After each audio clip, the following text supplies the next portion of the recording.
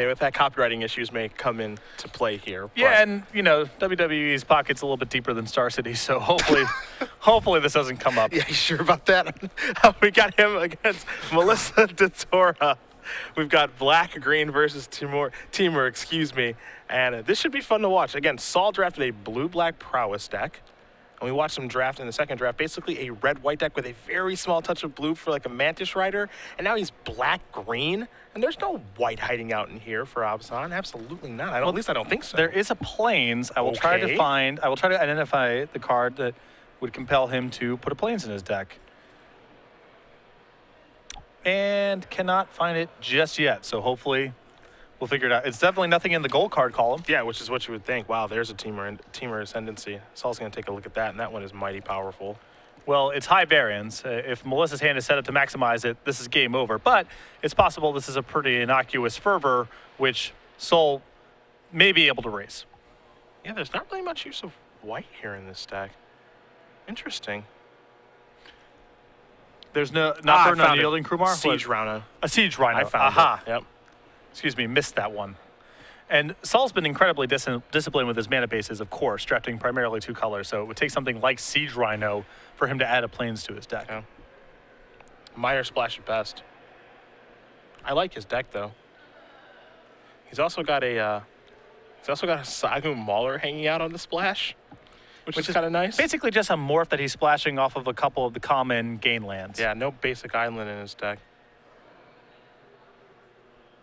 You saw Rashaka's secret there. Gets rid of an incremental growth and a forest from DeTora's hand. Let the hasty beats begin. And now this is the stage where Saul just has to sort of cross his fingers, hope Melissa's hand is light on creatures, and specifically creatures of power 4 or greater, because that's when things get off the rails for Melissa. Card's so powerful when you're drawing cards off of it. Yeah, Teamer Ascendancy is a very, very scary card to see in action. Melissa got that one late in pack number 1 and decided, hey, I have to take this. Now another discard spell. Hello. This is a great way for Saul to try to combat this, is force Melissa to play off the top of her deck. Yep. And Saul, an old school limited player, a man who, of course, loves a Mind Rot. I, too, like a Mind Rot. I have to say it. Not as much as Saul likes a Mind Rot. Sure. Probably true, yeah. It's probably true.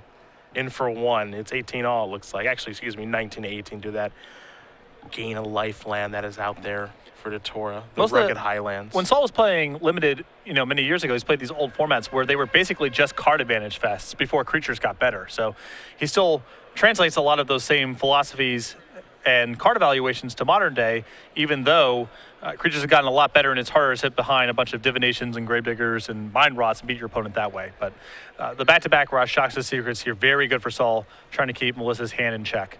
Here's an attack for 2 from DeTora. Malka's going to go down to 16. See what he's able to find here on this turn. Plays a Swamp. Here's an attack for 1. DeTora's going to go down to 18. What's the follow-up going to be? Well, then. That is a Siege Rhino. That is a good Magic card. Potent. Yes. That's a good rate. That's a good rate. 4/5, Trample. Normally we see this one in Constructed. He played in Limited. It's pretty tough to beat. Malka will gain 3. He's up to 19. DeTora loses 3, down to 15. DeTora will play a Forest. Her mana is online. This is one of the issues with her deck. Her mana's not great, but it is online right now. She has 2 Teamer banners in her deck. You see, of course, the rugged Highlands out there providing some mana fixing. Her spells are very, very powerful. It's just the question of can she cast them. And is she straight Teamer, or is there a touch for a 4th color Straight in here? Teamer. Okay. Here's an attack with Morph. Is it time to unmorph? It is. And that's a murderous cut. Ooh, boy. Huge tempo swing here for Saul. That is a big time beating on that Snowhorn Rider. I don't know if he could draw it up better than this. The secrets facilitating the delve on the murderous cut. Everything going according to plan right now for Malka in game number 1. That's for sure. He's got a Siege Rhino that can attack this turn. Mind Rots and Terrors, man. We're right back in 2001. The text may be different, but it all does the same. They didn't make him like Siege Rhino back in 2001, but otherwise, this is a flashback for me. I'd rather have a Plague Lord personally.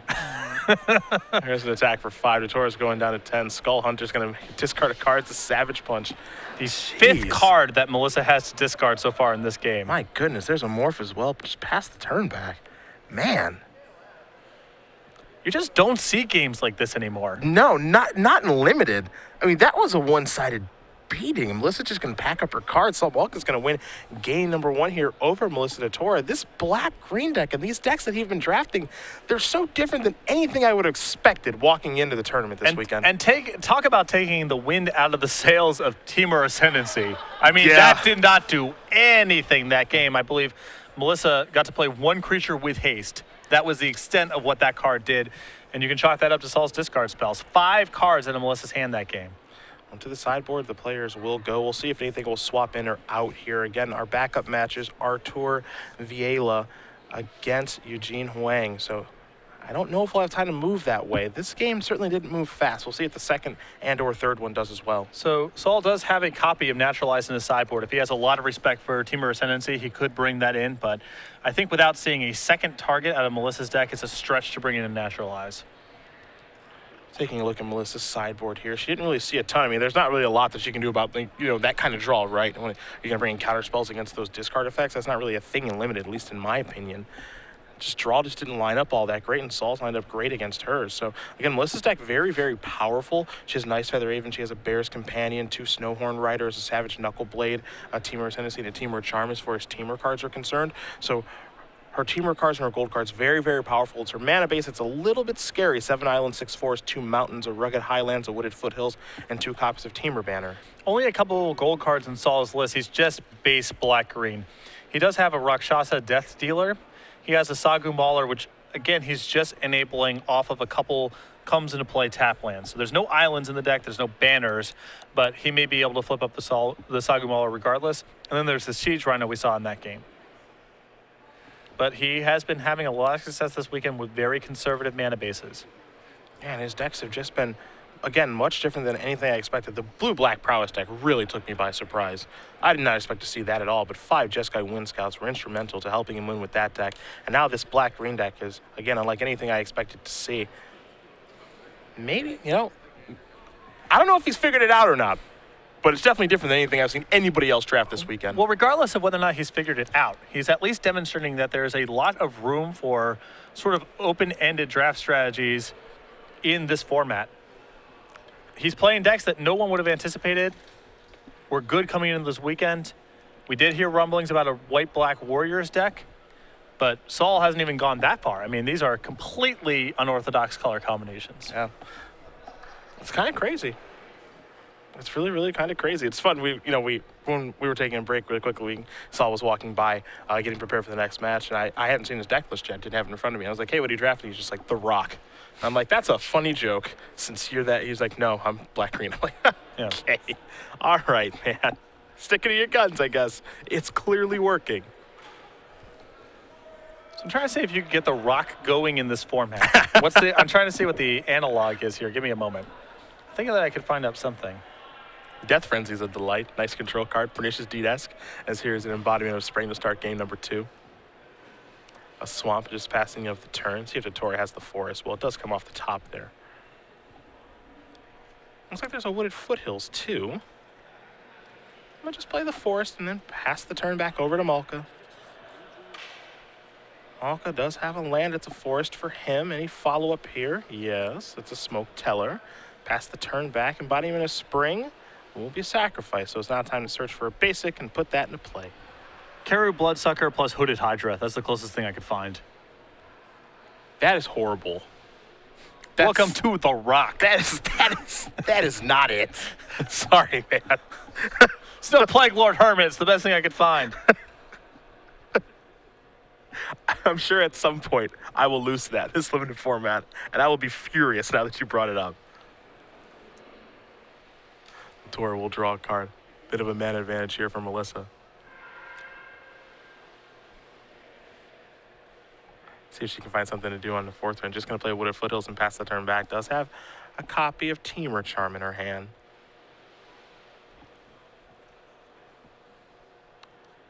Motel ready to get in there, yeah. In for 2. DeTora's going to go down to 18. See what Saul has in the third turn. See if he has a third land, maybe a little morph action here. I wonder if Melissa has, you know, if basically she has enough mana acceleration where she can start casting some of her powerful morphs face up, or if she just has no action. DeTora's going to sacrifice the Wooded Foothills with the Skull Hunter's activation trigger on the stack. So DeTora is going to search up a land. We'll see if it's going to be a mountain. Yep, it will be. Of course, when the raid is achieved here, target opponent discards a card, and the Skull Hunter will always come into play tapped. I believe Saul's saying this is on the stack right now. Teamer Charm is going to counter that. So Melissa does not want to get beaten down.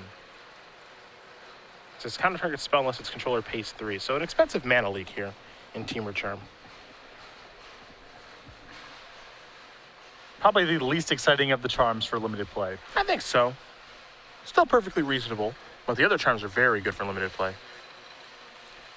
It's not like you'd ever cut a Teamer Charm. They're all high in power level for limited. Thornwood Falls is the follow-up there from Malka, so it'll go up to 21. DeTora draws a card. There's land number 5. Here is 5 mana. See if maybe a Bear's Companion. A Treasure Cruise. Well, that's fine, too. One way to fight some discard spells, that's for sure. Absolutely. 3 cards coming here from Melissa. And she can safely take this turn off at 17 life, facing down only a 2/2. This is a good spot. You saw that's the reason that she played the Wooded Foothills. It's a sacrifice. Looks like counting here just to make sure that she does have the necessary amount of cards, that's all.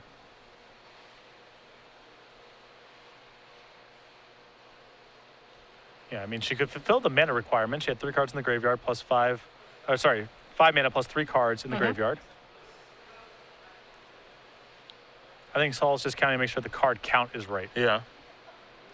And if they're counting up all the cards, they have to factor in that the Wooded Foothills essentially adds 1 to the count of the cards she's seen this game. Embodiment of Spring, too. Oh, yeah, Embodiment of Spring, yeah. So there's been +2 in terms of Melissa's cards. Malka will draw. It's an attack for 2. DeTora is going to go down to 15. Does he have something to follow up with? He does. There's the Long Shot Squad. So, curving out pretty well here. Ahead on the board, but this is where Teamer gets a little bit scary because there are big monsters coming. A Tusked Colossodon is where DeTora will start. And that is a 6/5 monster. This is a big turn for Saul here. If he can answer this and punch through for 5 points of damage, he's still got the tempo of the game on his side, but if he has to slow down here, Melissa can start deploying all the extra cards she's seen this game. Yeah, Melissa's just trying to stabilize now, but she was able to play a 6/5 at 15 life, so you have to imagine she's feeling pretty good about things right now. There's a swamp for Malka. It's the type of turn where you would like to have something like Murderous Cut. It looks like it's just going to be an activation of the Outlast here.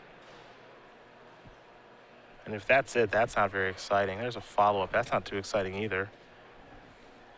Just a Kintree Warden. So this is a good defensive turn here from Saul, but after an opponent who's just resolved the treasure cruise, you want to be the one on the aggressive. So this turn is good on the surface for Saul, but it is problematic going forward. Melissa's happy. She's attacking. There's a block. Here's a regenerate. Let's see what the follow-up is going to be. If she's attacking here, her hand's got to be pretty strong. Attacking into a creature that can just regenerate? Especially since the play that Saul made this turn seems worse than using a removal spell, most likely. So I think Melissa can safely assume whatever her follow-up is probably in the clear. There's a banner.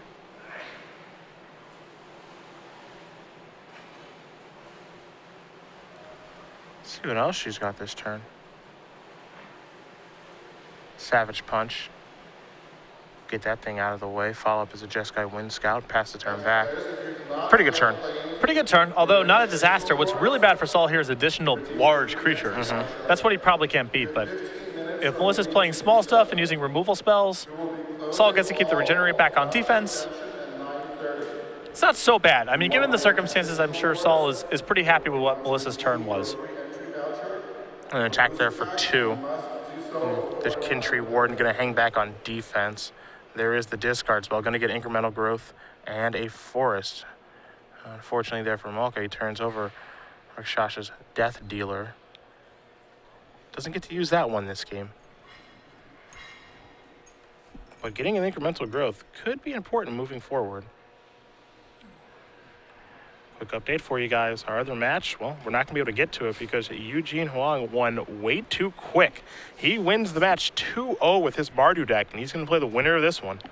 Something to keep in mind here, Saul has milled over his planes there, so the Siege Rhino may be more challenging to cast, but he does have one of his off-color blue duels, which means that Sagu Mauler is a live draw here and something that may be able to break this game open. Attack in the air. Malka's going to go down to 19. There's an island. This is a morph, and that is DeTora's turn. So DeTora crack the banner there. Ooh, Saul wants to scope it out. Oh, a little smoke telling, eh? I believe that was an Ice Feather Avon, which is a really good one to know about. Yeah, I believe that is the case. We'll get confirmation given that now Saul knows, Melissa knows what it is. It means we can know as well. Yeah. Hey, what's going on over there? I'm going to scout the borders. That's what it's time to do. Smoke Teller just likes to see what's up. 5 cards here. So Sultai Scavenger is the card that's going to go into the grip. The rest are going to go into the graveyard. Scavenger's really nice here, too, because it is the largest thing in the sky, and Saul still has a Regenerator back checking the 6/5. So the game's still wide open with both life totals pretty high, but Saul has to like his position here. Yeah, the Ice Feather Raven makes things a little bit interesting, too. Saul's also decided, I think, now how much he wants to delve. Yeah, it's especially critical because there's a very good chance this gets sent back to his hand at some point. So I like this from Saul. He wants to delve as little as possible while still leaving up 2 mana to allow him to regenerate in case the Colossadon wants to get frisky. As it oftentimes would like to do. Often does. I don't think that thing likes hanging back on defense all that much. So these are the cards that have been removed for delve. DeTora will untap and draw a card. It's an island. And, you know, Saul's milled himself over quite a few cards here. There's the Ice Feather Raven's going to unmorph, pick up the Scavenger. And hasn't really turned over his power yet. Yeah, this is true. This is true. Even seeing Siege Rhino or Sagu Mauler go to the bin. An attack here for 4 is going to put Malka down to 15. Unless Melissa has drawn some follow-up to get rid of this Scavenger or to counter it, I was not a big fan of making the attack there. You're not pushing Saul down that low. That Ice Feather Raven is a huge complication for Saul as long as it's face down and the mana is available. So I assume Melissa has some sort of substantial follow-up here to justify that move. Saul's going to remove the entire graveyard this time, or at least most of it. He's going to pay a single black mana for the 3/3 flyer. Sultai Scavenger is a card I've been very, very impressed with this weekend.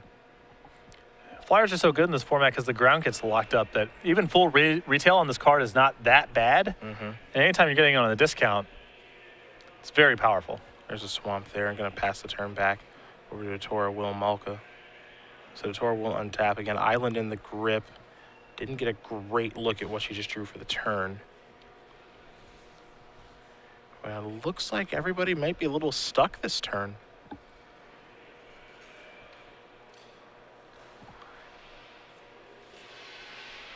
This is surprising because, you know, if we're being honest here, Saul has not really cast a good card yet. And he's doing just fine in this game. You know, he's got his defenses set up here. Now he's just waiting for one of his power draws. You know, the Murderous Cut would be huge here. Looks like it's going to be a force away.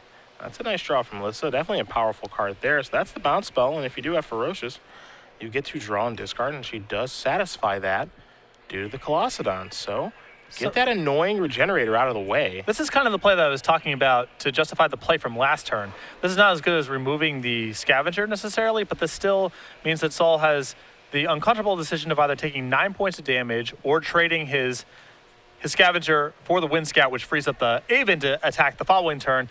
And what are you going to do about the Colossadon? 6 points damage is a lot to take here. I need to worry about that, too. Oh, sure. I mean, this is not a bad follow-up, too.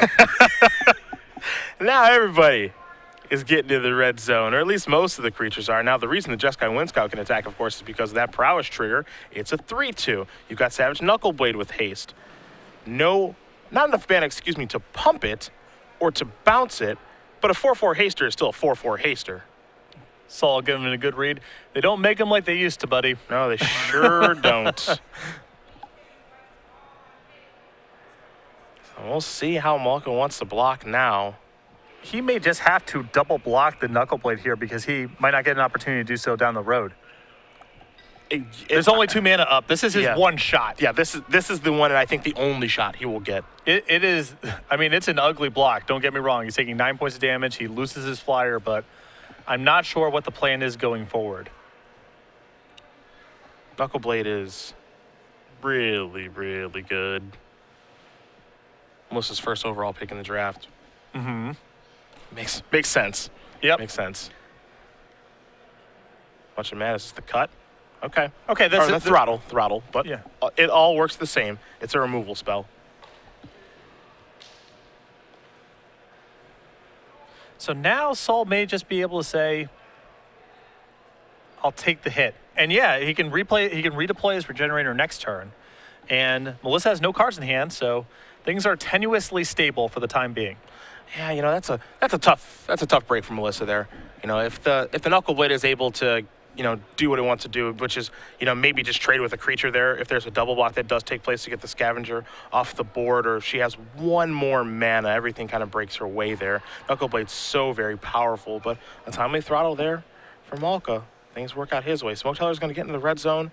There's the Warden again. And there's a Morph, too. So now Malka's empty-handed. DeTora ahead on life, though, you see? 11-6. It's possible Melissa sends Saul for weakness that turn. Wouldn't surprise me because he really wasn't up to too much. And put the shields down on the Knuckleblade for one turn, where if Saul doesn't really have anything, his blocks are pretty bad, but he was able to get out of that turn, and now Melissa needs to find help to be able to push through the last 6 points of damage. I don't know if there are any good attacks here for her this turn. Doesn't really look like there are, but don't really have a great idea of what the card is in her hand, as she is reaching for some mana here. So the Pro Tour Gatecrash competitor will play Scaldkin. Pass the turn back. It's a pretty timely draw, I think.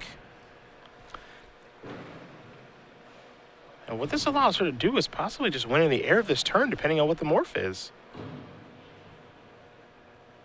Yeah, I mean, it is lethal on the face of it. Saul has no way to prevent 6 points of damage to coming over on the air as the way the board is currently constructed. Though if he has something like Sagu Archers down and Melissa makes an attack, it is all sorts of bad. And this is what makes this format so interesting and so compelling, right? Do you attack with all these flyers? If Malka has the Sagu Archers, which is a common, or a removal spell, it's a nightmare. When she's going to go for it, there's a block. Will 4 damage come through?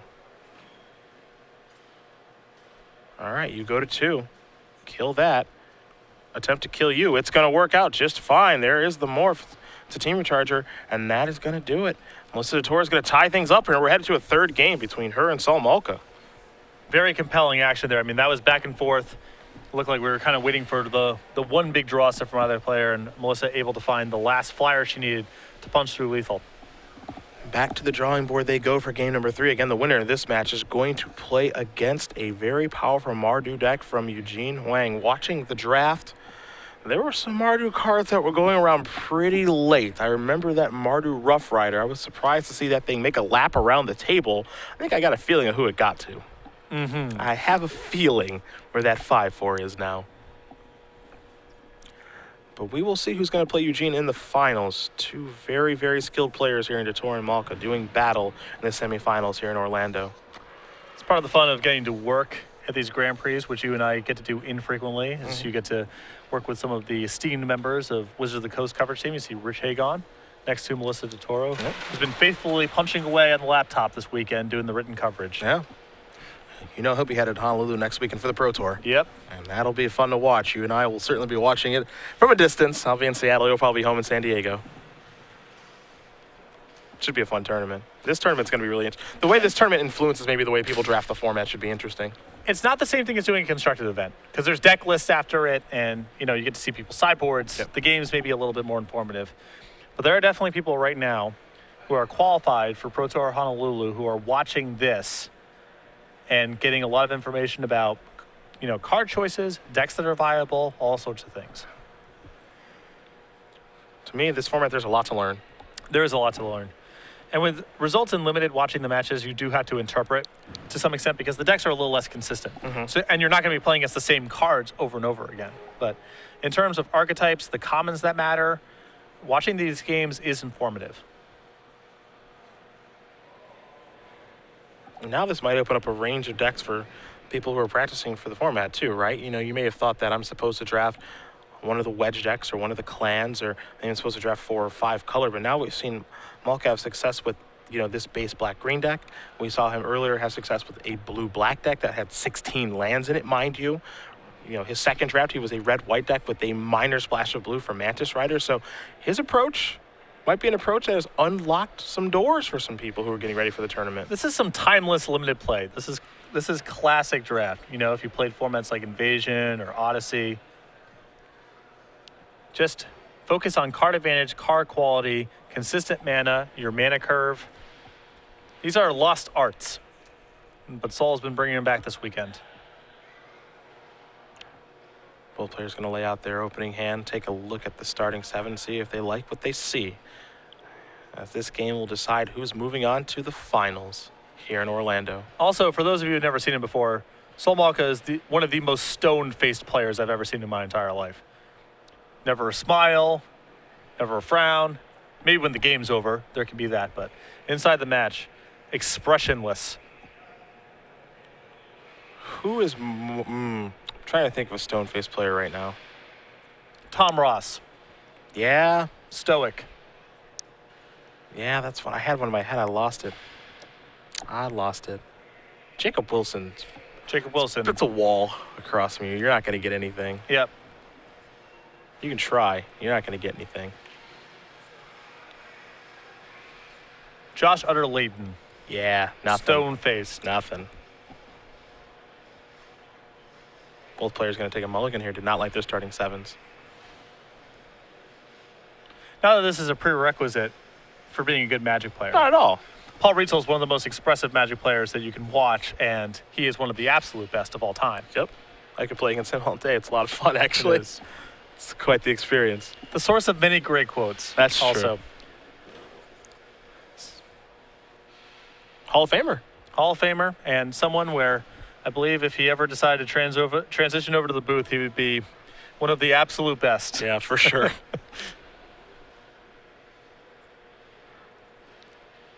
So let's see what 6 these players can find.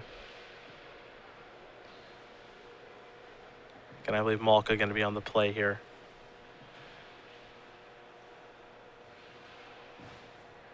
See if he's found something he likes in his black-green deck. Looks happy enough. Game 3 underway. Frontier Bivouac is what he will lead with. That's a blue source for Sagumala, a card that DeTora has not seen yet. Rugged Highlands is how Melissa will start. And he's not touching red for anything, so this is basically a forest that'll enable Sagumala. There's the Warden. There's a Jungo Hollow. Pass the turn back over to DeTora. I feel like the Warden's one of the ones that gets played face up more often than face down. There aren't a lot of them. Does not have a ton of surprise value. Surprise, I'll regenerate is its value. Surprise, I'm worse. Yeah. It's not really all that exciting. Not really.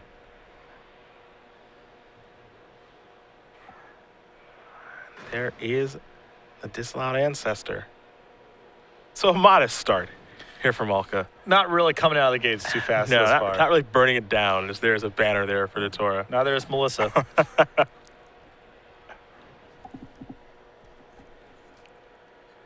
In for one. Down to 19. See if Malka has anything to do here. Now we're playing some Magic. All right, this is a card. Yeah. We have a thing in play. It matters. All right, Shasha's Death Dealer. 4 and 5.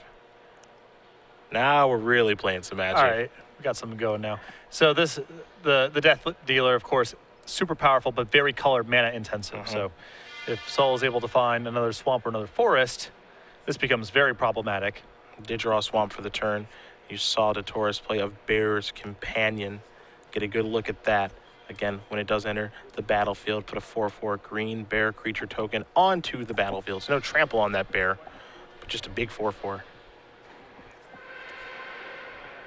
One of the best designs and names in the set. I'm a big fan of that card. Yeah. Also has great flavor text. I didn't get to check it out yet. I'm sure it's sweet. Yeah, it's good.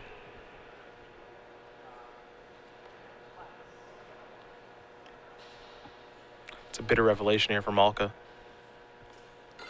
Now, this is surprising to Bitter Revelation first because it feels like an attack from the Death Dealer is free. So unless Saul has the intention of trading the Death Dealer off for the Bear's Companion, the literal 2/2, it feels like he may have missed out on 2 points of damage. Because Melissa can't run a block there. Saul has the ability to make it either a 6/6 or a 4/4 that can regenerate.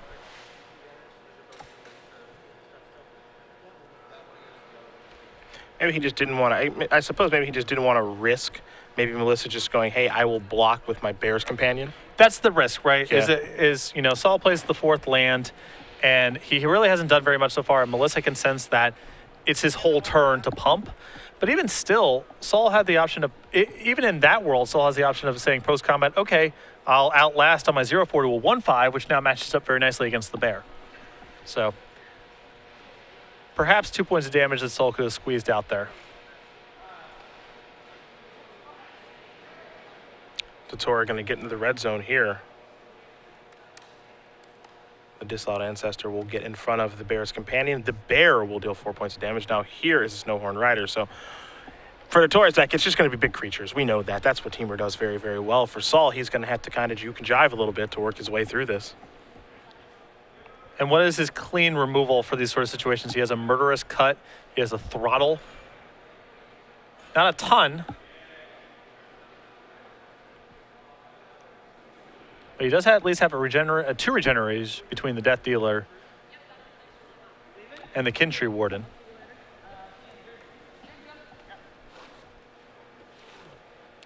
So he does have the option of say, well, I can just leave the Death Dealer back as a 4/4 regenerator, but that's all of his mana. And at that point, Melissa can start just deploying threats, not attacking, and overwhelm Saul's defenses. So Saul has to find a balancing act between advancing his board and also keeping up enough mana to threaten tricks and allow the Death Dealer to be a threatening blocker. The Plains are just a passing of the turn here for Malka.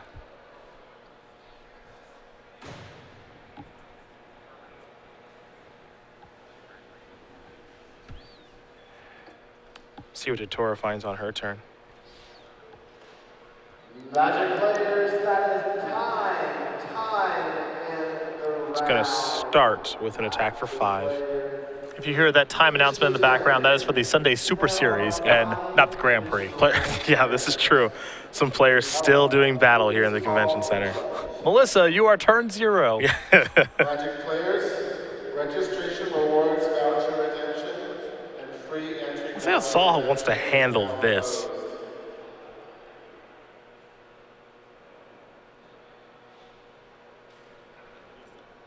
Give this a long thought because there is a block that is available, of course, which is the Death Dealer in front of the 5/5 double pump. Well, he gets two options here. He can just block and regenerate and take 3 points of damage and save regeneration mana up in case Melissa has a follow-up. Pump and regenerate and risk a trick, or saying no blocks whatsoever, which is what he ended up doing. Yeah. And there's another Snowhorn Rider. Big creatures. The first one was good. Throttle's going to take down the bear token. Might as well run out the second. Yeah. Big creatures. And that's what her deck does have. Malka will draw. Saw him use the throttle on the bear token, but those 5/5s are looking pretty tough. Especially because they have trample, so the Kindred Warden provides no defense here. Yep. It may allow him to cobble together some sort of bootleg double block where he pumps the Death Dealer once and regenerates twice, but that's all sorts of risk if Melissa has any sort of trick. Sultai Scavenger after removing the entire graveyard, leaving 4 mana available to double pump the Death Dealer if necessary, or pump and regenerate it. As we go back to DeTora's turn, DeTora will draw a card. Does have a copy of Temur Charm in the grip. Don't have a great look at the rest of it, but she will take her time this turn as it is quite an important one. I believe Treasure Cruise as well. And if I'm Melissa, I'm probably just running back the attacks from last turn. 5/5 was good last time. Maybe both are good now. Well, it's getting a little bit riskier if she doesn't have a trick inside of combat, but the Temur Charm gives her a ton of insurance against something going wrong. And there's the attack with both Snowhorn Riders. And now it's Malka who will think a little bit. Judge Joe Huto, 2 customer service, please. Judge Joe. He does have to do some sort of blocking as he is at 10 after all. Yeah. I mean, he can push everything except for the 0/4 in front of one of the 5/5s and regenerate twice. That means he loses a Delver against one of the Riders, but there is risk of any sort of trick being a disaster. You can also go down this road, which I think is what he's doing, is set up this block, make Melissa order blockers, and then pump the Death Dealer accordingly.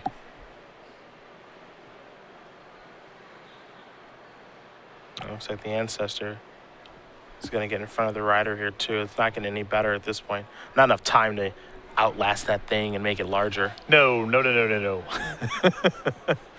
We are way past that point.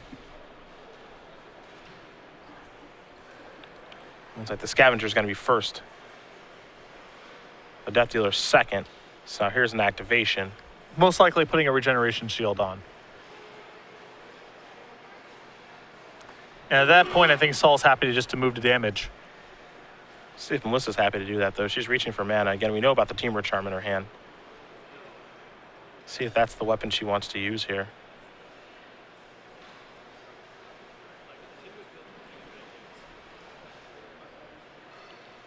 Very careful as she brings the charm forward. And there will be a little bit of fight action here. The Snowhorn Rider that's being blocked by the disallowed Ancestor is going to go after the Sultai Scavenger. So hit that. There's another pump. And don't forget, Temur Charm does give +1/+1 to the creature. Yeah, so if Saul tried to put up a regeneration shield as the first order of business on the Rakshasa Death Dealer, that means he no longer can pump it to a spot that can trade with the Snowhorn Rider. So the best he can do is pump to absorb some trample damage. And I believe that was the case. Just go on with life. Yeah, that's all he can do. So Malka's going to go down to 7. Good turn there for Melissa. Death Dealer's trying its hardest to hold the fort down here. It's a mighty fine card. We'll see if it can do it. And you feel at this point that Saul needs one of his big plays. A Sagu Mauler could be excellent for him. A Siege Rhino would give him some breathing space. A Murderous Cut would be nice, but he needs something like that, something of substance. One of the heavy hitters now. Yeah. Not time for those discard spells anymore. They were instrumental in him winning game number 1. But they're not great here. Game where Melissa opened up on Temur Ascendancy and never got to keep a card in her hand.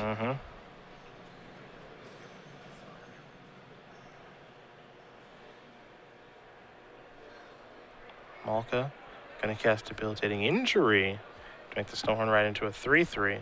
So make that thing a little bit smaller. There's the Sandstep Citadel.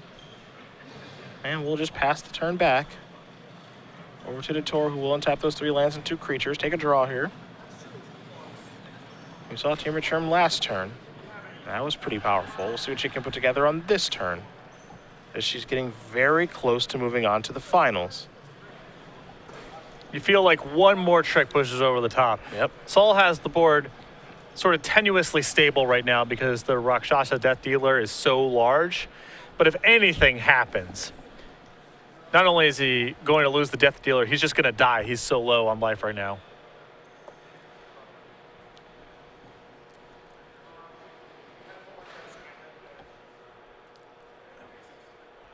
Now, Melissa with Treasure Cruise in hand, so even if she does not have a good trick here, she always has the option of just taking the turn off and Treasure Cruising while Saul's leaving up all of his mana. Yeah. Draw 3 cards, figure something else out. Yeah. There's the Ascendancy. There's a Morph. That's a Spellcatcher. Now everybody's coming in. Again, if you're wondering what that Morph is, it's Karu Spell Snatcher. So the best block that Saul has, strictly from the perspective of saving damage, is the Death Dealer in front of the 5/5, chump blocking a 2/2 with the Kintry Warden, which he has to do because this is a lethal attack. Mm-hmm. Taking a look at the Ascendancy as Malka here. Creatures you control have face, and of course, whenever a creature with power 4 or greater comes into play, you draw a card. It can be very, very powerful. Keep in mind the Snowhorn Riders have trample, so there's not anything to be gained by chumping there. So I think what the best thing Saul can do here is make this a 6/6 on this block and chump block with the Kintry Warden. Fall to 2, and facing down, at this point, 3 creatures, all of which are lethal, and a Temur Ascendancy. Yeah, the potential for haste creatures, yeah. It's not looking great. Some creatures are going to die. There's the exchange. Malka's at 2. And as good as Rakshasa Death Dealer is, I don't know if it's that good. They're going to need a card like Siege Rhino this turn, probably. It can only block once is the problem. Yeah. Let's see what he finds for a draw step. Didn't get a great look at it. Did look like a spell, though. Yeah, Siege Rhino lets him hang on a little bit longer, assuming the Morph is nothing of substance. Well, the Morph is a pretty good card the longer the game goes. Again, it is the Karu Spell Snatcher. Oh, that's just the next phase, is Yeah, not losing that card Yep. a turn or 2 down the line.